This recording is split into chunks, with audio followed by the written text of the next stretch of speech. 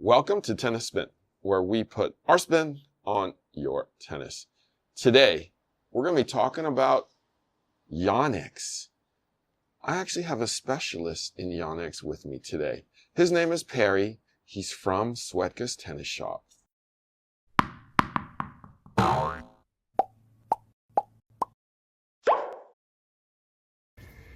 Hey man, do you got a pair of socks I can use? You forgot your socks? Yeah man, I'm sorry. As a matter of fact, I do. Oh, there you go. RTP Ultra Grip socks. Hey, I like these. Hold on. To Pro. Let me put them on. You know, Coach Goo, those socks help prevent blisters by reducing friction on the sole of your feet. Zero energy loss from your speedy acceleration. Stop and change directions on a dime. And reduces fatigue energy loss due to foot slippage inside your shoes. All right, man, let's go play. Let's go.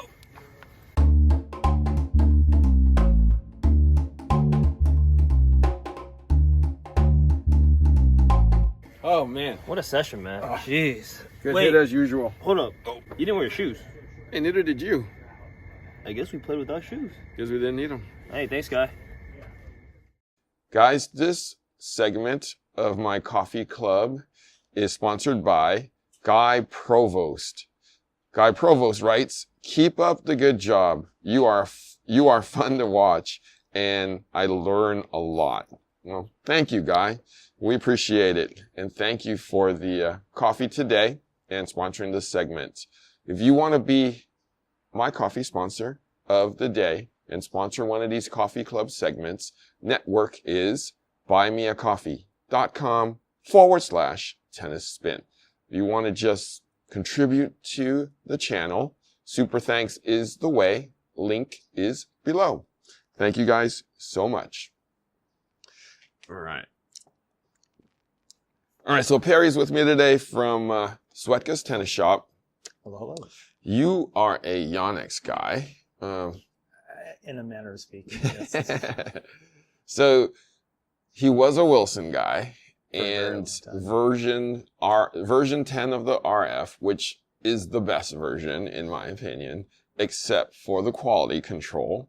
So explain to me why you switched from that. Yeah, so prior to that, I'd been using various versions of the 6195, Oh, okay. right? From the Classic to Encode, just on down. And when the RF came out, it's like, oh, at last, a little bigger, but it's going to have that solid feel. And yeah, so I got a couple of those version 10s and strung them up the same and everything. Went out to play, and it's like, wow, why do these feel different? Why does one feel more sluggish than the other? So went back, checked the weight and balance. First the weight, pretty close. Checked the balance, within tolerance, I guess. Checked the swing weight, way, way, way off. I was kind of in shock how disparate it was between the two. And it just really turned me off at that point. Well, I think that's the thing is, I think Wilson, it automatically goes on a scale. Ding, we're within like point something. And it goes on a balance. It goes, ding, we're within something. And then they're not checking this part of it. It just goes if those two are within realm. Yeah, and I think there's a reason why, I think with the exception of Prince, no other manufacturer places swing weight as a measurable value. Mm-hmm. Yeah. And that's I would say that's the most important because that's what you feel coming through. If one's head lighter, you know that. If one's head heavier, you definitely know that. And if you have one on one end of the spectrum and one on the other end of the spectrum, you're like, well, you're probably going to have a favorite and you probably don't want to grab the second one. Yeah. And if you're trying to make, let's say in the case of an RF, which is 340 grams, unstrung, you have little to no wiggle room in terms of trying to customize that lighter one to compensate, or you can't take weight away, so you're kind of in a pickle. Right. So if you're using those for any type of match play, you're in big trouble if you pop a string. Yeah, no. And that's why we're at Yonex now, right? Agreed. Okay. So, after that, John Hale, who was the Yonex rep at the time, good friends with John Swetka, obviously, and I just happened to notice, there's this green Yonex that Wawrinka was using, and I was looking at the specs. I'm like, that's pretty close to an RF. I said, well, let me just give it a try. same head size, string pattern, just 10 grams lighter. Mhm. Not quite as head light, but I hit it. I'm like, wow, it's softer. It's definitely easier on the arm. Definitely got that plow. Definitely.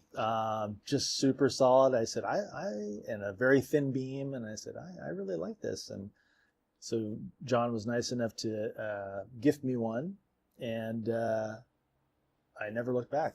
So we're talking about a V-Core Pro, 97, 97. like they call it H now, but back then it was called 330, Right. which was unstrung weight. That racket definitely was up there with the RF in terms of weight and balance and swing weight, except that it was just totally 10 grams lighter. Mm-hmm. And then when you swung weight those, they were a lot closer, right? Much closer. That was the other thing. So I started to dig into Yonex more. I mean, growing up, you always knew about Yonex, but it wasn't necessarily something on the brain as far as for most of us, because at least for me, I usually associated Yonex as more of a women's, it was much more predominant in the women's tour versus the men, although you could argue, Stan, well, way before that, you had like Andres Gomez, Sergio Bruguera, right, Rios, right, Nalbandian, right, and then it just, but so they dominated the women's tour for sure. Oh, absolutely. Yeah. But yeah, once I started digging deeper into Yonex and learning more about the company, and it just made sense to me that, wow, they're the only manufacturer that manufactures their own racket and that's owns right. the factory. That's correct. So in terms of quality assurance, it's by far head and shoulders above everybody else. All right. So we got some toys here today to show you. Yeah. What's that black racket you pulled out over here that's red with the red grip? Oh, this is just the current Aquanite. Oh, well, let's start with what you wanted to talk about first. Oh. Let's start with the beginning. In the beginning. Well, let's see. Let's take a few of these old I haven't ones seen any. What's in this bag is kind of, this is all a surprise. So you probably remember this. The R22. Yeah. So you think about, I guess, Martina Navratilova. Use that. And at that time, it's like, wow, that looks like a huge head size. But still in great shape. Very thin beam, classic racket. Thanks, Eric, for getting this for me on the cheap. Yeah, this Goodwill. Yeah, big time. I think I see them at $8 or so. Used to be like $5 or less. Which is amazing, but it's still in great shape. This is in great shape. Yeah. Yep. So tell me something. What do you know about what it says here, Rex King 22? So as far as that, I didn't know too much about that, but what I thought about also was the Reina. Yes. So it all kind of leads back to that. So this is like a first gen Reina? I don't know. In terms of the nomenclature, and I would think maybe it's really possibly. Why would they call it a Rex King? Because Reina, it's also something regal, right? If you look at the insignia. Wow. It's hard to know. I guess we should give... We're going to have a lot of people like searching for these now. Once you say that word. I don't know, but it just seemed kind of interesting when you saw Rex King. It's like, well, Reina. Yeah. Yes. This is the first iteration. The pro generator, if you will. Interesting. Yeah. Okay. Guys, look at your garage. Then the next one here, it's an all-time classic. RD7. The RD7. So this was one that I had tried when it came out and really liked it. Just super plow, pretty open 16-19 pattern. It says it's a 95, but it looks bigger. It looks like a 97 to me, just from the shape. Very flexible. I hit super one of flexible. these. Yeah. Just super comfortable, and you can wail on the ball. And, obviously... couple-time French Open champion racket with Sergio Bruguera and Andres Gomez. Right. So that really put that racket on the radar. So they came out with an RD8 after this. Yeah. Do you know the deal with that? They had an RD8 and RD3. So it was just the 3, I think, was blue. Yep. Base. The 8 was blue, too. Yeah. A little firmer than the 7. And then the 3 was a bit softer, if I recall. Wow. Yeah, I sold quite a bit of these back Such a great in the day, racket. too. And then you started getting into the beginnings of that modern racket. Oh, V-Core 95D. The Wawrinka frame. If you feel the weight on that. Oh yeah, and this 350, 60. It's something, yeah, on the swing weight, yeah, easily 356, and that's stock. That's without adding anything to it. This is one of those sought after rackets by the people in the know. Like they really are looking for these. They pay top dollar for these. I saw a listing on eBay for a new one for I think $1,500. What? That's what I said. I'm like, that's crazy. But but Stan still uses that racket. He still uses that mold. It just kept changing the paint jobs for the up to the most current percept. But if you look closely at pictures, it's that exact mold. So here's the interesting thing. It ain't that thick for being like a, I mean, you think a V-Core non-pro would be thicker, but this is like V-Core before they even thought about pro on there. So this is different animal. Yeah, very much control oriented with that 1620 pattern. It's a very tight kind of sweet spot to it. Bit demanding, but if you hit it right, oh boy. Still pretty open on the strings though. Yeah. Pretty equidistant, but yeah, the sweet spot itself compared to today's V-Core, it's like light years apart. Yeah. But still super solid. That 320. If you see one of these guys, pick that up. So then we wanted to talk about E-zones, I think, right? So yeah. This might take you back. Oh, what the? So I brought Cyborg 220. 2200, I mean. So the thing with that Cyborg is, if you notice the head size, it's a 98. Oh, and that's one of the first, I think, that they came out as a 98 head size. And to me, when I see this, I think, oh, that's an E-zone. That's got the makings of an E-zone. Look at how it's thinner here and then thickens up here. Right? Yeah. So this was the first iteration of an E-zone. Yeah, before it became one. Yeah, super solid. Very comfortable, very flexy. But yeah, if you want a rock solid, yeah. Yeah, I could feel the flex right here. Yeah. You definitely can feel it. That oval press shaft. But fun racket, yeah. I totally forgot about this whole line, this Cyborg line. And then, so then when they finally came out with an E-zone. Oh, yeah. The AI. Oh, yeah.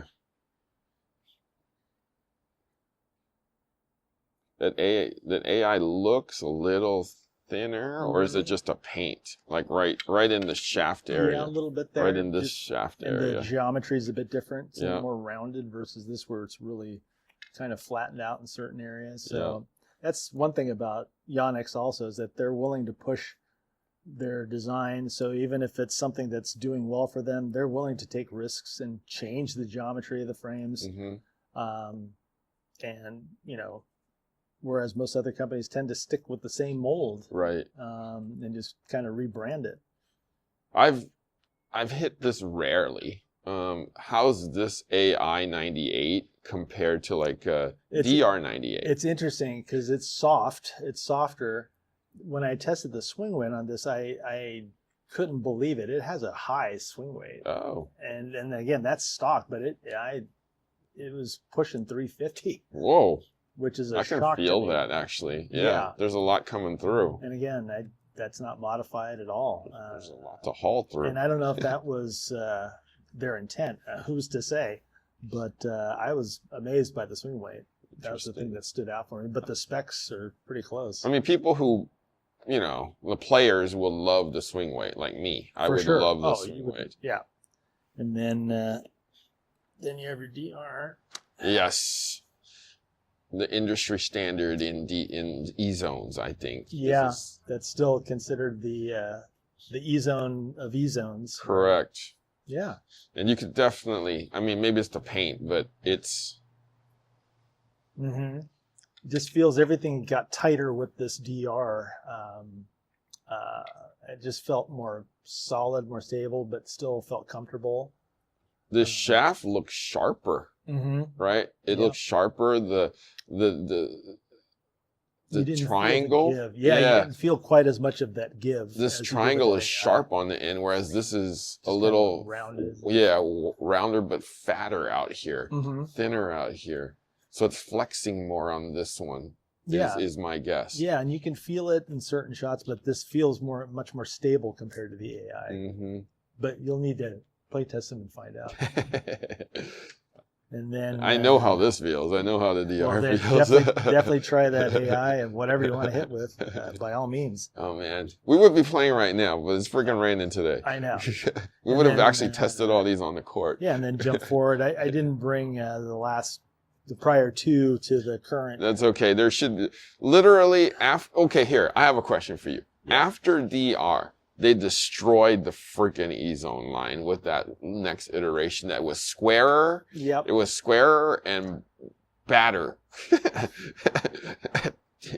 I don't know. I'm still pissed off about that. Yeah, I'm not sure what happened there. Somebody like fell asleep at the wheel, but and this was literally selling so freaking well. It was their top seller, and then we're like, why? Like everybody was anticipating something better, and it wasn't. Yeah, I think you touched on that on a previous video. Probably previous 10 videos talking about this. But yeah, the current one, I mean, is great. It's a nice balance of power and control. It's, especially in the 98, this one's a little more modified. But just, flexes where you need it to. But I felt sometimes without adding the weight to it, just in stock, it felt a little hollow to me. It just didn't quite feel like, it's serviceable, but definitely needed some beefing up, which is that 98 Tour addressed quite well, I thought. The 98 Tour gets away from you a little bit is what I noticed, unless you're hitting with it consistently. Like the plow on that sucker, it just like when you get to like right at impact, if you're not paying attention and already starting your upward slope, it like just wants to push right through. Yeah, you got to really come through it. Same thing with that new V-Core 98 Tour. And I think that's partly the balance as well. So what I did was just offset it by putting a leather grip. By adding a little more tail weight there, that helped a little bit, so it felt a little more natural to me in terms of the swinging path. Right. And they muted that a lot. That V-Core Tour was so muted. So crispier poly would definitely benefit it. But yeah, it hits. It's one of my favorite frames right now. The V-Core? The V-Core 98 Tour. Really? I really like it a lot. So it I got tested again. It bridges the gap between kind of that spinny type of frame and a more traditional feel, because it is slightly more flexible than the E-Zone. We like the 95 more in that V-Core line. That's a great racket. I mean, that's also in the bag. So, but I think that's what I brought for today. Well, then we got to talk about the new one. Well, here's the thing. I think the current iteration we're getting there. We're getting closer and closer. It is probably the best iteration since DR. And then let's talk about the new one now. So again, thanks to Josh Olson for sending this to us and letting us give it a try. So the number one subject about this racket is color. Yeah, I won't lie. When I saw it, I thought, this is going to be very polarizing. More so for the male segment of the customer base. I personally have no problems with it. I like it a lot. It kind of gives me a retro type of vibe. But yeah, if you could just take the color aside, it hit awesome. What did you think? So here's the thing. You strung this and then you gave it to me, and then I was like, since it's a fresh string job, I'll try it first. Well, actually, Josh strung it. Oh, Josh strung it? Yeah. Oh, I thought you strung it. No, Josh strung it. He sent it to me already strung. He's like, I'm going to string this up and send it right away. So it's V-Core Pro 125 I saw. I mean, Polytour Pro 125. And he strung it right at 53. Okay. I thought it was 52, but I mean, it's right there. 52 or 53, yeah. But the first time was like, it was muted for me. It had no feel. And then I was like, I don't know, right? And then the second time I was like, it got a little better. The third time got a little better. The fourth time was like, okay, and maybe the string softened up. Yeah. I'm not a fan of this string. I like something harder with a little bit more response, but it felt muted to me. Yeah, it's definitely, I mean, Polytour Pro, it's their softest poly in their lineup, I think, currently. So it definitely has more pocketing, and as it breaks in, definitely absorbs a lot of the impact of the ball, so it's comfortable. Right. But yeah, to your point, it's not a crispy poly. Right. It's not, but I think with that, it like it like just quieted everything down for me. Whereas I like everything loud. You know? Yeah, you like that twang and ping. Yeah. But the first thing I noticed when I first hit it was just how solid it felt compared to the current version. In stock form, I thought, wow, for a 305 gram racket, it feels like a 310 or a 315 gram. The sweet spot was such that there was no, even if you hit outside of that sweet spot, I didn't feel the same amount of deflection as you would with, say, even the current version. So that was the big eye opener for me, just how much more stable and plush it felt. And even in stock form, I'm like, and I like a heavier racket, so I was very surprised. The other thing that you touched on too was it feels less polarized. It feels that the weight is distributed a little more evenly versus the previous generations all felt like they were on the poles. Correct. Yeah, I felt more attached. Definitely. It just felt more continuous Right. when you swang through your shot. So I think we like that. So the interesting thing in the spec sheet, I don't know if you saw this, but Yonex literally said we increased the sweet spot. Did you see how much, Vi? 1%? 1%. Why would you say that? Why would you even I'm not bother? sure. Well, and the other one that stood out was it increased the power by 4.8%. Right. Right. We're like, Okay. I don't know if we're digging, but we're digging real deep on this stuff. Yeah. there. So I was wondering, are they trying to tell us that it's the close, same? It's the same, but it's different. Yeah. And and the big one there is the Minamushi. When I saw that on the data sheet when it came in, I'm like, did I read that right? Bagworms? What is I didn't that bother reading it. It's in such fine print when... There's worms in here? Not the worms per se, but the actual silk that that particular bagworm produces. So there's a silkworm that produces silk thread. So this bagworm produces a similar type of thread that I guess is the highest tensile strength yet most flexible, naturally made fiber. I know silk as boxers, so we'll keep that for or another sheets. segment. Yeah.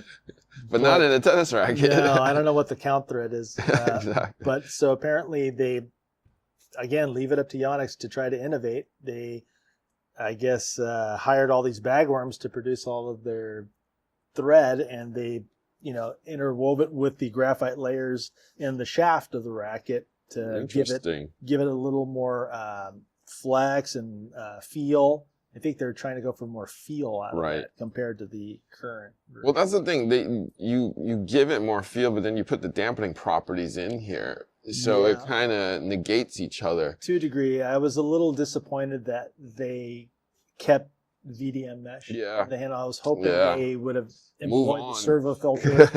I thought for sure, servo filter. It's got to be servo filter. And maybe not, but perhaps they were thinking of the segment of customers that are wanting an E-zone because they want the comfort of that E-zone. They want the dampened feel. So they maybe felt the servo filter wouldn't necessarily. It's all conjecture, but give a servo filter next time. Okay, so when you get these rackets in the store, what will you string the demo with for yourself to try? Oh, I would probably try a combo of like a Polytour Rev in the main and maybe Polytour Strike in the cross, a little crisper cross. I'd probably string it in the low, like 50, just straight up. Okay. Yeah. I felt that, because it's a tighter 16-19, much like the current version, that I think it does better in lower tensions with a full bed of poly. Right. And I think just with that combo that a lot of guys seem to like now with a shape poly in the main and a round across, you get a little more snapback and a little more action on the ball. Yeah. No, I get it. Yeah, I'm going to go confidential 52 16L. Tried and true. No, but it's a great, I think it's a real it's a solid update. So if you're thinking, if I'm a current E-zone user, does this necessitate me having to? I would kind of say yes. Yeah? Yeah. Okay. Yeah. So from this to this, there is significance. Enough. for me to say this definitely feels a bit plusher, feels more stable. But some players may not like that. They may like the current one is great also. So I'd say try them both. My prediction is they will come out with a black one. They will come out with a black one within a year. Yeah, they'll have an alternate colorway. Yeah. We'll see what that brings to us. But in the meantime, yeah, electric blue. Any other secrets about Yonex that we should know about? Besides Regna not being here? I should have brought one. I would say, well, it's the 15-year anniversary of Polytour Pro, I believe. Oh, it's been that long. Wow. Yeah, so I think when they release this E-Zone, they're going to do something with that as well. Let's talk about Regna. What makes that racket so special? Boy, well, their best engineers are only allowed to make the rackets, or yes. My man Dan kept pointing to this part of it. Yeah, I saw that in one of his videos. He's like, it just pinches. It's this like little thicker right there. And then it just pinches at the very end. Yeah, there's something about, well, I think it's the fact that it's the only racket that's a 3-layered graphite setup, so 3 independent layers, and then fused together somehow. So something in that 3-system layup gives it that feel that there's no other racket that feels like it. So, the interesting thing is the 98 is just like worlds better than the 100 though. Yeah, I agree. It's the 100 just feels like there's nothing there. Like make a better 100. Yeah, it's like if you're going to charge top dollar, make it feel like it's the top. I feel like they're trying to make it for an old man. And this old man don't like it. Right. But the 98 but caveat to that is that 98's not for everybody. It's a more demanding frame. So if you're thinking, oh, it's an improved E-Zone, it's the creme de la creme of E-Zones. It's not an E-Zone. No, it's definitely a lower powered, more demanding. But boy, if you hit it right, few things feel sweeter. No, definitely. That 98 is gold. They can't keep them in stock right now, as a matter of fact. Everybody keeps telling me, I just got back from Japan. I couldn't get one. Yeah. We recently had a customer who said, oh, yeah, a friend of mine went there and he actually got one for himself and he got one for me. I said, and you forgot me? No, it's limit 2. It's limit 2. Yeah. Everybody tells me that they won't let me buy a third one. I was like, go another day. Ask for a different representative. Exactly. Get your wife to do it. Like, come on. You got wife, you got a kid. Each one can get 2, right? Oh, my goodness. Well, a good friend of mine who helped play test this current E-Zone, he went there last year, and initially they told him, oh, you can only get 1. Oh. And so he was in his hotel room that night. Then the same salesperson called him at the hotel and said, I think I can get you a second one. Well. And sure enough, she did. And so when he brought him back, I said, well, we got to measure them. Oh, yeah. So we measured the weight, the balance, the swing weight. Weight, and again, these are 2 different batches. Yep. Weight, identical. Balance, identical. Swing weight off by 1. Yeah, that's tough. That could be anything. It could be literally the plastic being like a little more.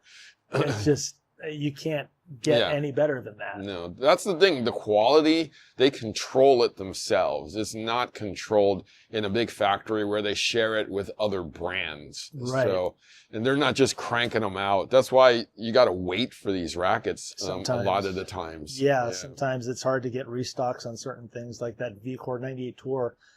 That was a nightmare of a launch because it just seemed like it went under the radar. Then you couldn't get them in most grip sizes. It was like waiting for 8 months, and finally they started kind of bleeding back in. Yeah.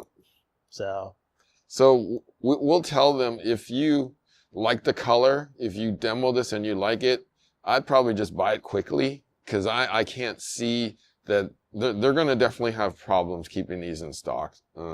In 2025. Yeah. Hopefully, there were plans of building a second manufacturing plant. I think that hopefully has come to fruition to help offset that, because I think globally they're doing really well. Definitely. So we'll see. So hopefully that ramps up. Same thing with their tennis ball production. Yeah. Yeah. So one more quick caveat. Yonex is like pawned off some of the, I don't want to say cheaper rackets, but the non-top tier rackets over to China. Mhm. So do not be alarmed if you do not see Japan on the bottom and it's made in China. They do, and some of them are made in China. Okay? So don't think it's a fake. It Right. could definitely be real. Yep. The new Alpha series. Yep. Yeah. Exactly. So that's another segment for you. Exactly. We can talk about Alpha another day. Sure. All right. Perry, thank you so much for Thank sharing you. your collection and your knowledge of Yonex. Well, thank you. Oh, and a special request. You have a very avid fan from the shop, and she wanted me to tell you that, and her name's Ruth. Oh, thank you, Ruth. Thank you for watching, actually, and thank you for being a fan. I don't know if appreciate I don't you. think she's contributed to your coffee yet. But, Oh, that's okay. Next time I walk in, I'll buy her a coffee. Wow. Cheers. All right. Guys, if you want to check out Perry, he's at Sweatka's Tennis Shop on Sundays. Tuesdays and Thursdays, typically. Perfect.